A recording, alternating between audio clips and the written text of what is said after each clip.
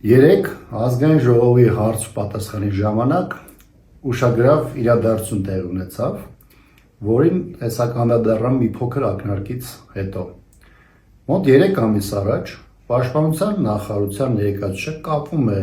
իմ հետ, որպես պատիվ ունեմ խմբակցության քարտուղարի կամ ներկայացուցիչի, եւ տեղեկացնում, որ Պաշտպանության նախարարությունը առաջարկում է նաև մեր ֆրակցիային ծանոթանալու արտերկրից բերված զինամթերք ռազմական տեխնիկային։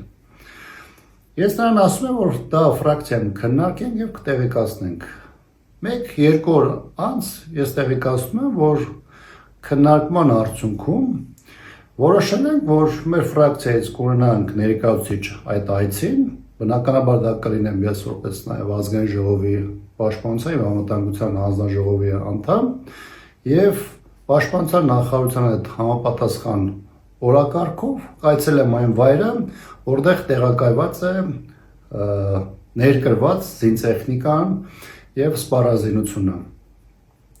Դրանից հետո մի քանի ճշտումներ է պաշտպանության նախարարության ներկայացուցիչը անում մի քանի օրվա ընթացքում եւ մոտ 2-2.5 ամիս որևէ բան այդ այցի հետ կապված այդպես էլ չեն հաղորդում։ Դրանից հետո լինում է հայտնի տեսանյութը պաշտպանության նախարարության, երբ որ Հնդկաստանի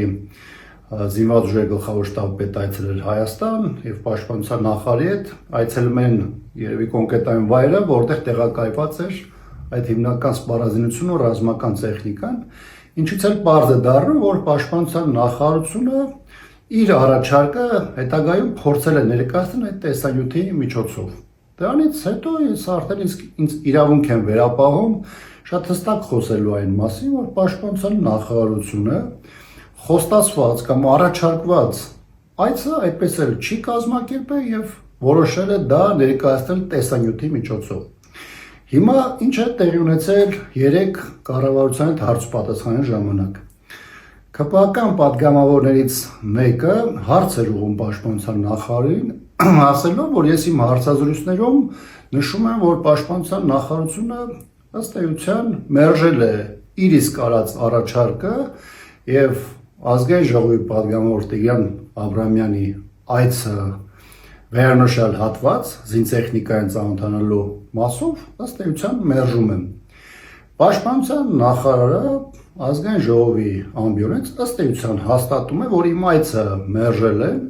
որպես հիմնավորում բերելու այն հանգամանքը, որ խորհրդանից միայն ես եմ իմ համաձայնությունը տվել այդ այցի միջոցով սպառազինության եւ ռազմական տեխնիկային ծանոթանալու։ Հիմա մի քանի կարևոր հանգամանք։ Առաջինը, պաշտպանության նախարարը ինձ առաջարկված այցից ընդամենը 3 ամիս հետո է, այդ ընդամեն բառը վերցեք ճակերտների մեջ, որ բարեհաճում է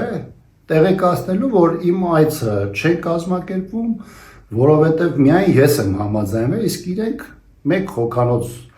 ֆորմատով այցեր չեն կազմակերպում։ Ուզում եմ հիշեցնել, որ ինձ այդպես էլ պաշտոնական պատասխան չի եղել, թե ինչու է իմ այցը վերոնշյալ վայր մերժվել։ Սա մեկ։ Երկրորդը, եթե պաշտպանության նախարարը սկսել է խոսել այդ մասին, ապա լավ կլինի նաև պարզաբանի, թե ինչի է խոչընդոտ հարուցում իմ որպես ազգային ժողովի պատգամավոր առաջնագիծ մեկնելու մասով, հատկապես որ դեկտեմբերին հաստատվել է 3 ուղղություն, մեկ ուղղությամբ ես մեկնել եմ, սակայն 2 ուղղության հետ կապված մինչև այսօր կա խոչընդոտ։ Այսինքն պաշտպանության նախարարը լավ կլինի նաև դա պարզաբանել, թե ինչի է խոչընդոտում իմ որպես պատգամավորի այցը առաջնագիծ եւ զորամասային հատված։ Եվ հետգրության փոխարեն